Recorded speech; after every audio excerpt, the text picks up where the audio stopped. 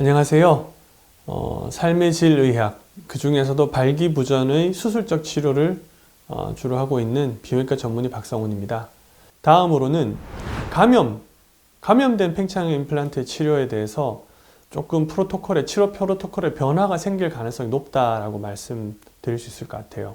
이번에 이제 학교에서 발표한 여러 내용들 중에 여러 프레젠테이션들이 많이 나왔는데 뭐였냐면 팽창형 임플란트든 굴곡형 임플란트든 간에 수술을 하고 환자가 세균성 감염이 생기면은 무조건 제거를 하고 그리고 3개월 기다렸다가 재수술을 한 것이 이제 일반적인 프로토콜이었어요. 그러고 나서 한 1년 뒤에 다시 하고 뭐 이렇게 2년 뒤에 다시 하고 이랬는데 이번에 많은 발표들이 어떻게 돼 있었냐면 시도를 해본 게 뭐였냐면은 셀비지, 우리나라 말로는 이제 구제라고, 그러니까 셀비지가 뭔가 사고가 났는데 그거를 최대한 이제 완전히 다 망가뜨리는 게 아니고 살릴 수 있는 건 최대한 살려본다 이런 뜻이라고 보시면 될 것 같아요. 그래서 셀비지를 한번 시도했다. 근데 이제 팽창 임플란트에서 감염된 환자 셀비지가 무슨 뜻이냐면 옛날엔 그냥 제거를 했잖아요. 근데 이제는 그냥 제거를 하지 않고 제거를 하면서 세척을 다 하고 항생제가 됐든 뭘로 깨끗하게 안에를 다 씻어내고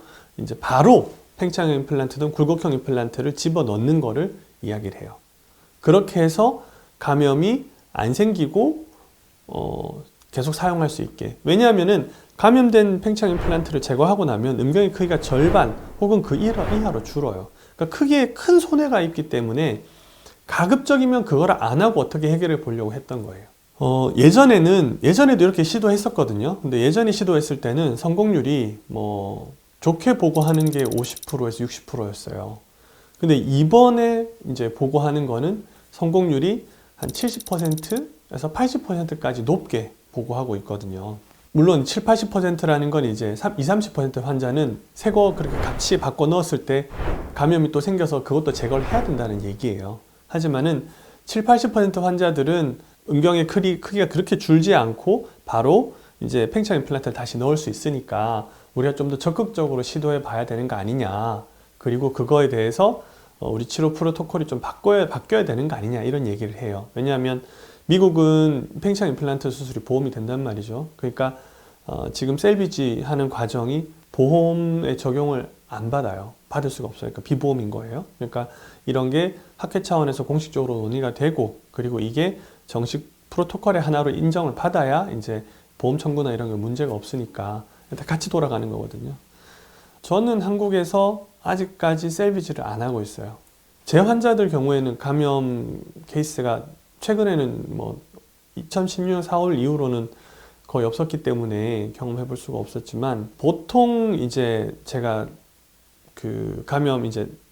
다른 선생님이 수술하시고 감염돼서 저희 병원에 오셔서 제가 보는 경우에는 상당히 톡식한, 그러니까 균이 막 폐혈증 비슷하게 오고 그리고 막 농이 철철 나오고 혹은 감염을 너무 오래 막 6개월 이상 이렇게 아주 장기간 동안 감염이 돼 있고 이런 환자들한테는 셀비지가 맞질 않아요. 셀비지란 이 방법은 감염된 아주 프레시한 말 그대로 방금 아무리 길어도 1, 2주 정도 밖에 안 된 사람들한테 시도할 수가 있거든요. 근데 감염된 기간이 한두 달 이상 넘어가 버리면은 균이 광범위하게 침윤하기 때문에 씻어내는 것만으로는 어렵다는 게 지금 제 생각이에요. 그래서 지금의 셀비지가 아직까지 정형화되지 않았기 때문에 감염의 기간이라든가 이런 게 이제 나오겠지만 제가 생각할 때 가장 중요한 기준 중에 하나가 감염 시기가 너무 오래돼 버리면 안 되는 것 같아요. 그런 환자들은 그냥 안전하게 제거를 하고 다시 하는 것이 낫겠다. 그래서 한국에서는 그렇게 해볼 케이스가 거의 없었어요. 그런데 향후에 만약에 그런 케이스가 생기면은 좀 더 적극적으로 셀비지를 시도하는 것이 좋겠다.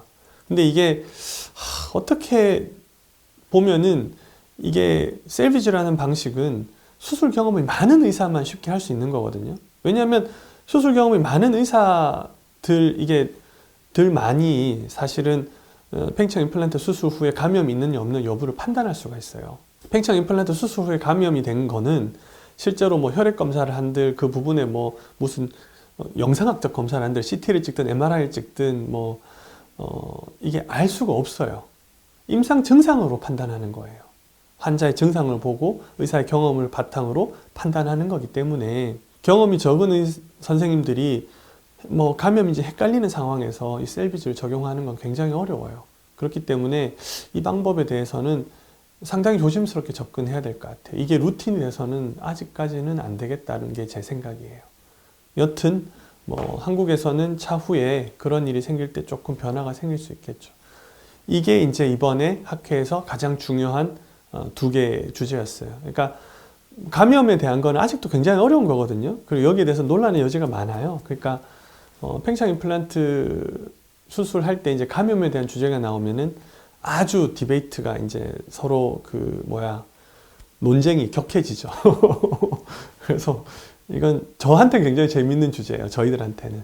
아무튼 이 두 가지가 이번 SMSN에서 제 눈에 띈 두 가지 중요한 주제였습니다.